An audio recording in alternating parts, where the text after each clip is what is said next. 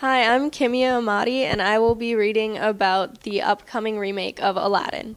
When I heard of Disney's decision to release rebooted versions of old classics, I couldn't help but hope it would skip its 1992 film Aladdin in the new lineup.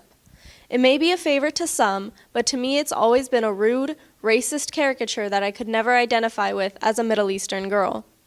If I could have 3 wishes from Genie's magic lamp, the first would be to force Disney to forego its reboot in favor of a completely new story set in a Middle Eastern fantasy kingdom. Yet, despite all my wishes upon stars, Disney has shown no sign of backtracking. If the Aladdin remake must be released, then there isn't much anyone can do but hope for the best.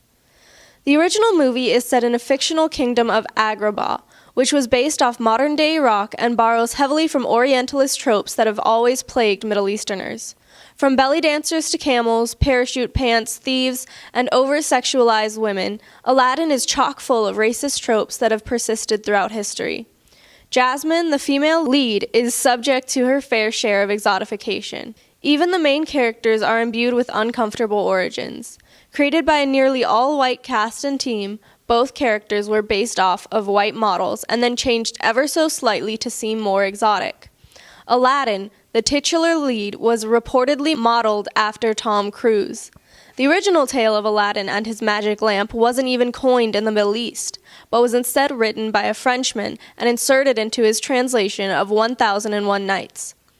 Out of the hundreds of thousands of rich stories originating from the Middle East, Disney chose one that was written by a white man. The new cast for the remake is predominantly Middle Eastern and South Asian, which is promising, although the relatively light-skinned actress set to play Jasmine has raised some eyebrows on the grounds of colorism.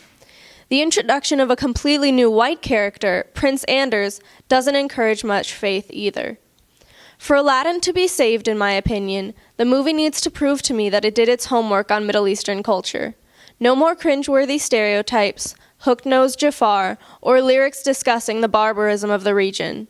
There can be no room for Orientalist tropes, and certainly a change in the plot that allows Jasmine to be a 16-year-old princess in love rather than a seductress whose main purpose during the climactic showdown is to distract the enemy with a kiss. I have no faith in Disney when it comes to delivering a poignant and likable narrative set in the Middle East. I would love to be pleasantly surprised, though, and you can be sure to find me sitting skeptically in theaters come May of 2019.